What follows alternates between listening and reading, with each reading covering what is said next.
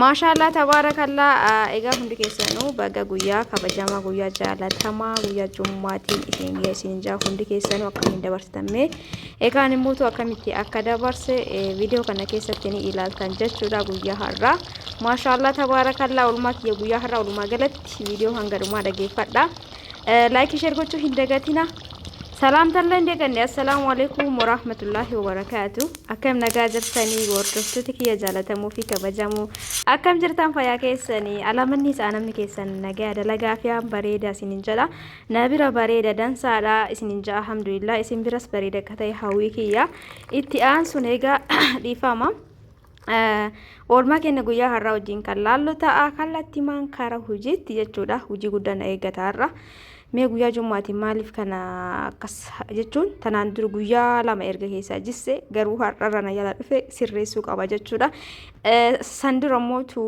hojii kana gizee wajjadhu mana fuula kiyyaaf akkuma tanaan dura isinitti hime fuula keessan wantoota uumama waan tokko mana keessatti qopheessitanii itti fayyadamuu dagatina innaan ta'e dhugaa dubbachuuf shiifiniidhaan dhaga jiruu kiyyarratti natti bahee hin beekne fuula kiyyarra na baheera agartanii madaa fakkaata jechuudha wallahi hedduu guddaadhaan fuulli shiifinaan natti bahee hin beeku diqqoo yeroo takka ta'e malee sanuu ina bakkuma amma isiniin jedhe toora kan inni itti na baya kun immoo baay'ee guddaadha hedduu takka na ajaa'ibeera garuu amma diqqoo narraa lafeedhe kanaaf maaksii kana niin dibadha buna harcee burtukaanatii fi aannanii sukkaara isa kan inni walitti godhee bunni sirriitti gad bullaa'ee miti kama mana kiyyatti jechuudha ufuma kiyya namoonni viidiyoo darbiyaan nagaafattan buna ani normaalii kama manatti fayyadamu magaalatti akaayee daakeetti fayyadama jechuudha ka ishigillee ta'uu ni mala egaa kana dibadheen booda inni kun maali sila asitti aftee kun jechuun keessa waan hidholle tiraasii jechuudha tiraasii keessa gadi jisse ka itti onni isaa kana miicuu barbaade jechuudha tureera udda miicine jechuun danda'ama isa san miicuu yaade keessa gadi naqee keessa gadi naqu laala waan keessa jiru naante waan garagaraattu keessa jira onni bichi ispoonjii xiqqaa sanillee guddallee akkasuma keessa kaanii akkuma dura isaanii keessa kaanitti deebisuuf yaala inni uffata amma keessa galchaa jiru kan agartanii isa dhiquuf baasee udda gadi jisse uffata dhiqee jedheet ka'ame taraa kun jiru kanallee guyyaa tokko aduu keessa oolcheera saniin booda ammatti deebisuu qaba tariiti haga qanii duraa ta'uu danda'a dura firee 8 gajjisse meeqatti akka galchullee mee ni ilaalla wajjumaan na waliin tura like share gochuu muu hin dagatina hundi keessanuu kuno egaa kana gooneen booda sa'aatiin irraa fudhataa hunda isaatu itti naqee deebi'ee jira firee 5 qofa ta'e jechuudha firee 8 gannaqee ture jechuun ka qaataati ka duraanii dasitti mashurreen azaan agooti dhugaa dubbachuuf na jala deemtee waan hojjedhu mara ka duraanii isiniin jedheetiin jira kanaaf likkitti naan deebine firee 8 ture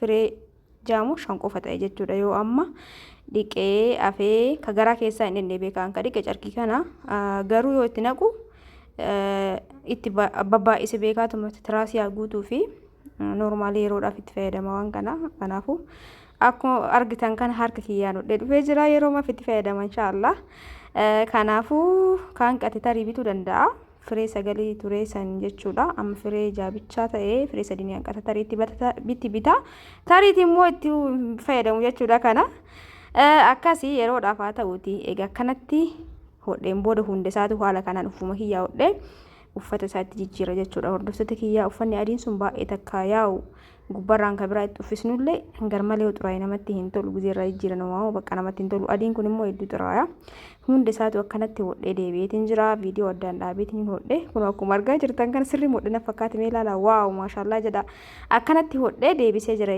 jechuudha hunda isaatu saniin booda kallattii mana keenya qulqulleessinee eegas booda gara waxii wajjannaa buna danfisnaa jummaa deemna egaa isin hanga dhumaa na waliin enjoy godhaa isiniin jedha lallaala ittiin boora ittiin bashannana egaa biyya kamuu jiraatanii akkamitti dabarsitanii seemana namallee ta'uu hojiin isinitti ba'ata mana keellee yoo ta'e garuu bakka dadhistee dabarsuu hin jiru jechuudha ni hojjetta garuu namatti tola hedduu namatti tola namni sitti dubbatu hin jiru fi kan keetii mana kan kee keessa keettu si ajaja yeroo dadhabde jidduun taa'a saniin booda hojjeta akkasi dabarsuu dandeetta isin warri biyya namaa jirtanis rabbiin isin gargaaru waa hunda isin gargaaru jechuudha hordoftoota kiyyaa amma hunda isaatu akkanatti tiraas carqii kanatti jijjiira tiraas carqiin kun hedduu takka tururra kan ka'e gizema tokko bitan tiraas carqii kana firaashallee waggaa 3 akkana jechuudha ziippiiwwan isaa gargarii nama aarsaa tabalashee gargariin irraa jechuudha. Haa ta'u akkana eegetti godheen booda achirra guuree mana kana xaragaa maalii fi ispoonjii kana gisee sirreessu manatti beekaatuma sirreessi mana sirreessitee jettan haala rooba jira ture jiidhinsa qaba.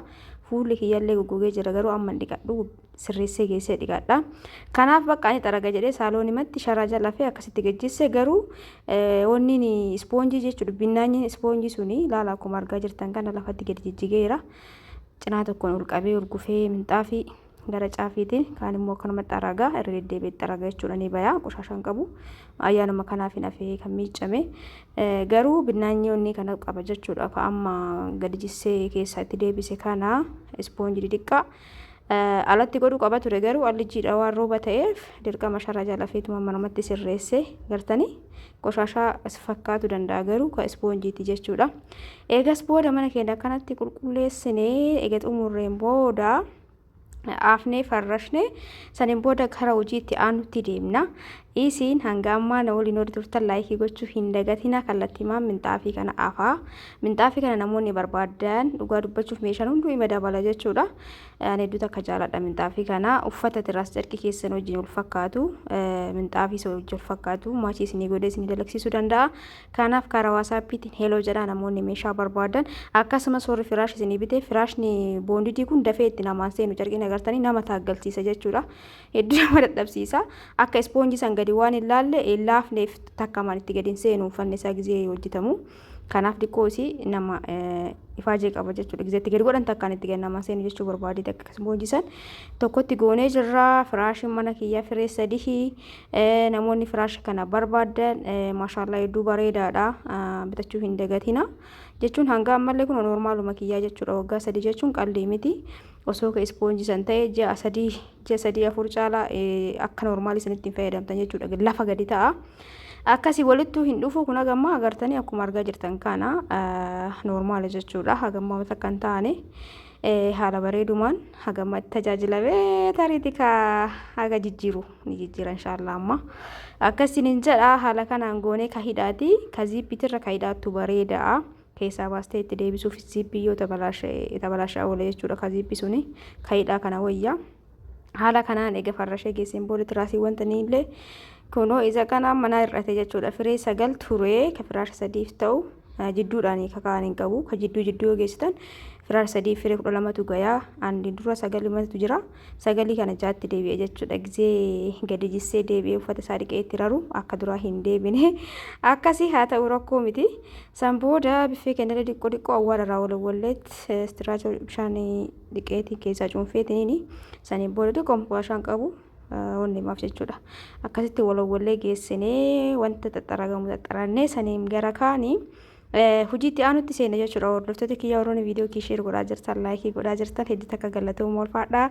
Isin jaaladha isin kabajaa warroonni biyya kamuu teettanii daawwattan Awurooppaa Suudii Dubaay bakka kamuu jechuudha. Itoophiyaa keessas ta'uu ni danda'a.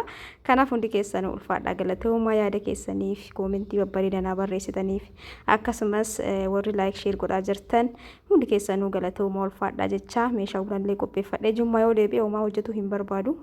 Salaatee deebi'ee saniin booda bakka sa'a booda boqonnaa dhiqqollee taatu jechuudha. Akkasitti namatti tola jummaa dhufanii waa hojjetan hedduu namatti hin tolu. Akkasii kanaafuu amma bunallee meeshaa bunallee ammoo dhidheessee gara na wayyaanatti fakkaate dhidheessee geesseetumaan deema jechuudha. Dalagaa hundaa geessee hedduu muddamaatiin dalage maaliif sa'aatii 6 walakkatti akkas masgiida deemuu qaba jechuudha. Sa'a 6 osoo deeme iyyuu bareeda ture. Akka sa'a 6 walakkaa hundaa geessee mana bahuu qaba jechuudha. Kanaaf masgiidni nu bira kana fakkaata xiqqoo sitti boqonnaa fudhadhee bashurreen bakkuma deebitti waan xiqqoo maqattaa dhufte na bira jechuudha. Anamma afee geessee xiqqoo qoy boqonnaa daqiiqaa 2 takka jedhee gadi taa'u isillee na bira geetti. Kunoo fuulli kiyya akkana fakkaatee jira. Saniin booda ammallee hin dhiqannee waxii wajjin naamatti aansine saniin booda dhiqadha. Ammas na waliin tura. Egaa kallattimaa distiin kun gurraacha miti garuu amma ibidda irratti godhuuf dirqameera waan ta'eef yoonni itti dibee kadaalachitu kana waan biraa hin seenaa koomentiif hin jarjarina laargoo itti dibee maaliif gurraachitullee dafee irraa gannamaa dhiisa laargoo fi ajaaksii yoo ta'e qaama isaa gara jalaa san itti dibee jechuudha. Saniin booda shunkurtiin keenya haala kanaan jira gubbama gubbaa jechuun jalqabaan garumaa isinitti agarsiisuu baadhu sagal tokko isinitti agarsiisa maaliif ree sa'aatiin irraa deema jechuudha. Hordoftoota kiyya ganaa ijoollee shaaworii galchuu waan ta'eef haala kanaan goonee shunkurtiin keenya bilchaateen booda ka zayitii keenya itti godhanna ammaaf dhiqoosi kana shunkurtii bilchisneen booda hanga dhumaatti na waliin tura shaashaa jedha koomentii barreessaa isiniin jaa hordoftoota kiyya haala kanaan shunkurtiin keenya bilchaatee jira kun akkuma argaa jirtan kan viidiyoon hojjedhee gadi isinii dhiisu laayikii godha hundi keessanuu ittiin boora biyya yaadadha isiniin jedha waan biyya nama yaadachiisu waan tokko tokkollee isiniif dalaga hanga danda'etti wanuma bakka isin boorsu isiniif dalaga isin immoo laayikii godha ka chaanaala kana dafa kuma kudhan galuuf diqqoomotaaf nama 300 qofatu hafe mee namni tokko nama 5 irratti sheerii osoo godhe laayikii osoo godhe namni hundi osoo sheerra godhe namni 300 sun amma guutti subscribe kuma kudhan guute jechuun homaa miti garuu ani waan hin barbaadeef jechuudha. Akkasi hundaafuu shunkurtiin keenya bilchaatutti jira zayitii itti gooneerra saniin booda diqqoo turre walitti deebina. Erga walitti deebineen booda kunoo haala kanaan bilchaatee barbaree keenya haga nu ga'u itti goona. Saniin booda daqiiqaa 30 takkaaf sirriitti ashaatanii bilcheessuu qabdan suugoo kana jechuudha. Ani amma waan daqiiqaan dheeratuuf jecha diqqoo isinitti agarsiisa. Maaliif namni ni ifata jechuudha ilaalu osoo danda'ame daqiiqaa 8 haga 10 osoo darbuu baate bareeda viidiyoon tokko YouTube irratti gizee gadhiifamu maaliif daqiiqaa 4-5 sun nama gadhiisu kana fayyadu daqiiqaa 8 fi sanii ol haga 10 jidduutti osoo raawwate bareedaadha. Hundaafuu akkuma argaa jirtan kana bishaan xiqqoo xabxabirra godha erga daqiiqaa 15 hanga 20 takka bilcheesseen booda kunoo deebinee dhufnee jirra. Ammaan tana timaatima keenya itti godhannee foon keenya itti galchina jechuudha. Saniin booda turtii xiqqoo goonee walitti deebina. Kanaafuu ammaan tana eega suukuun keenya bilchaateen booda timaatima lafa qabu qopheessee faqee itti godha. Akkuma argaa jirtan kanatti ibiddallee lash jala godhe jechuudha. Beekaatumaan lash jala godhe suugoon akka sirriitti bilchaatuu fi haala kanaan goonee waliin geenna. Akkuma argaa jirtan kana kunu waaw maashaallah haala kanaan goone ka jummaa fakkeessinee shaashaa jenna isin na waliin turaa isiniin jedha. Namoonni lakkoofsa na gaafattan irra deebiidhaan lakkoofsi kiyya duwwaa 9 duwwaa 121 duwwaa 6 73 karaa waasaappiitiin heloo jedha. Namoonni meeshaa mana keessaa barbaadan namoonni firaashaa akkam isiniin jedhe kana barbaadan majaliisa waan hundaa jechuudha. Asbeezaa uffata haadhaaf abbaa diriyaawota babbareedatu na bira jira. Diriyaan shiitallee jira noormaalillee jira. Shaaliiwwanis jiranii kanaaf waan barbaadan maatii keessan gammachiisuu dandeettanii eebba fudhachuu dandeettan jechuudha. Dhugaa dubbachuu waa kana isiniin jedhu meeshaa kee beeksifatuuf qofa osoo hin taane maatii gammachuu maatii eebbi maatii bakka xiyyaanne si gaha wallaahi laazii haadhaaf abbaan kee gammadee du'aa isii godha jechuudha. Waaw kunoo waxiin keenya ga'eera gisee uumamatti godhu isinitti agarsiisne. Ammaan tana hojii keenya geessine manatti deebine waaw maashaallah jedhaa kunoo akkanatti dhiqannee yaa'uuf jechuudha. Jummaa keenya akkuma argaa jirtan kana fiigutti jirra wallaahi fiigutti jirra sa'aatiin xiqqoo nu jala kuutee. Haga isaan dhiqee ofii dhiqadhee hojii hunda geessutti xiqqoo narraa deemee maashaallah jedha ijoollee kiyyan baasu garuu sammuuna kanas babbaasutti jiran fakkaate hundaafuu maashaallah tabaarakallaa haala kanaan dhiqannee deemuutti jirra jechuudha. Saniin booda turtii gaarii waliin qabaadha walii dachaana maashaallah kunoo eega mana deebineen booda uffata kiyya jijjiiradhee buna keenya danfisatitti jirra. Buna keenya danfifannee saniin booda waan tokko waliin jenna laayikii gochuuf hin dagatina. Erga buna akkanatti danfifanneen booda jechuudha waan birallee wajjin hojjanna.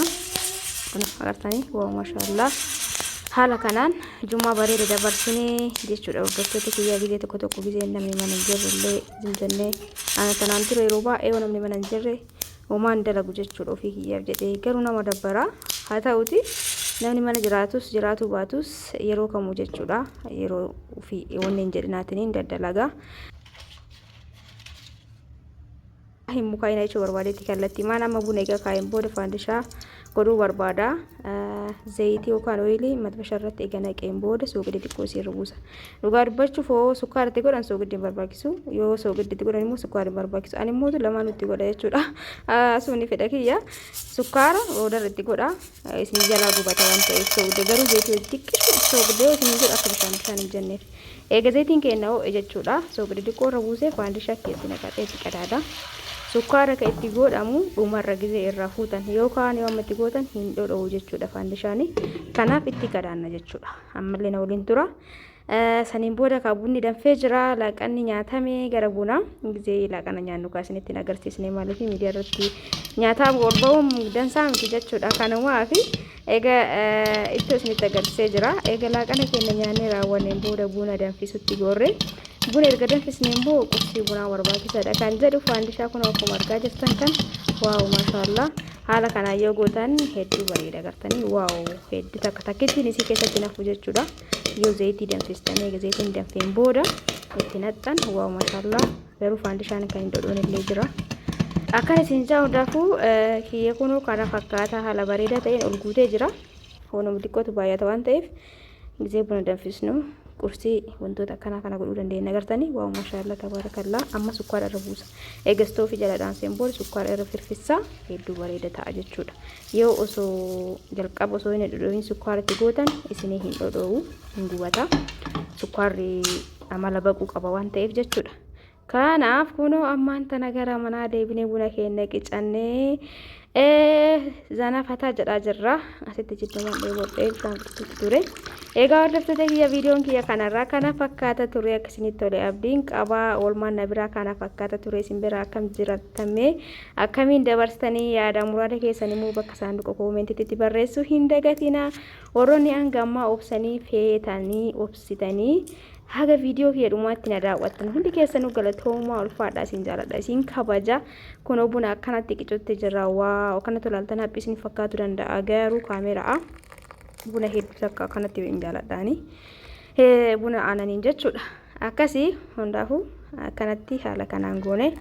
dabarsinee irra jechuudha hordoftoota kiyya warroonni laakiin goone laakii godhaa warra sabskiraaybii osoo hin godhin ilaaltan sabskiraayibiin godhaa hojjetan akkuma barbaadan godhaa isin jaa egaa halkan gaarii keessanaa bulaa warroonni na daawwattan marti keessan ulfaadhaa galatooma laayikii gochuu hin dagatinaa ammallee halkan kun halkan keerii isiniif haa ta'u galatooma ulfaadhaa baay baay